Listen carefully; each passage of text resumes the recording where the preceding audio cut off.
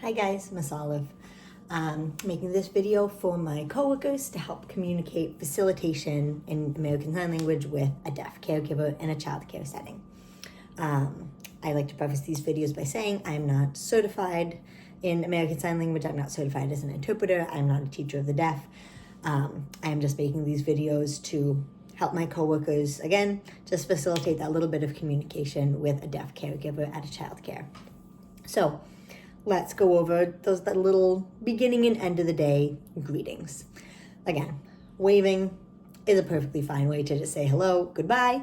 You know, a thumbs up is awesome. Everyone understands it. Deaf people, hearing people, everyone. If you want to be like official, this is sort of the deaf way of saying hi. It's like a little from the forehead. Again, your dominant hand, whatever hand you write with, that's the hand that does the movement typically in sign language. So a little hi, you know, thumbs up. That's really all. That's big. Just, you know, give them the same sort of communication you would with any other parent. You know, we don't have a long conversation with everyone at the beginning and end of the day.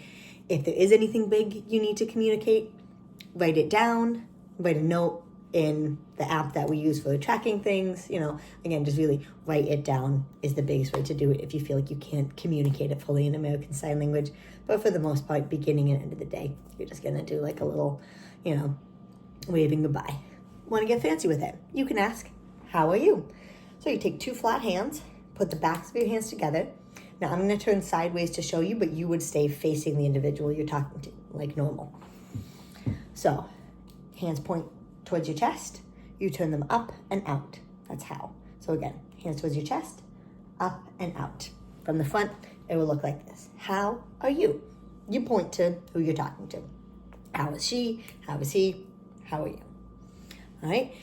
The responses you might get or the responses you might give if they ask you back, how are you?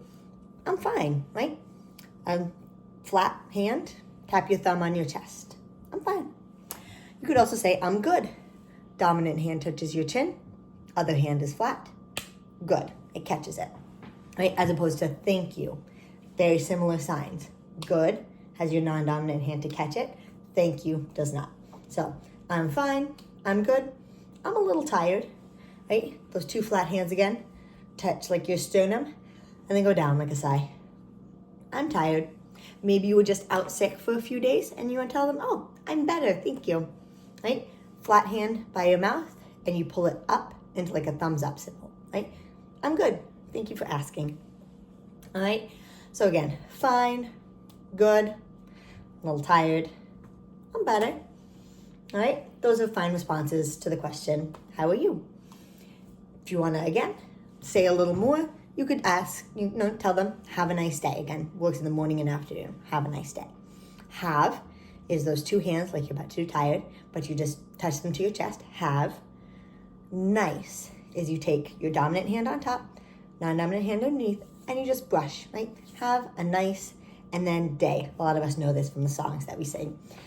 One finger up on your dominant hand, non-dominant hand lays flat, and think of this hand like the sun, right? The sun is setting, day, right? Have a nice day. Have a nice morning when the sun is up. Have a nice afternoon, the sun is halfway. Have a nice evening, the sun is down, if you really want to get fancy with it. But most of the time, just have a nice day is a nice way to, you know, again, just have that little bit of communication. So again, just a wave and a thumbs up is awesome. You can ask, how are you? You can respond, fine, I'm good, I'm tired, I'm better if I was out sick for a few days. You could say, you know, have a nice day.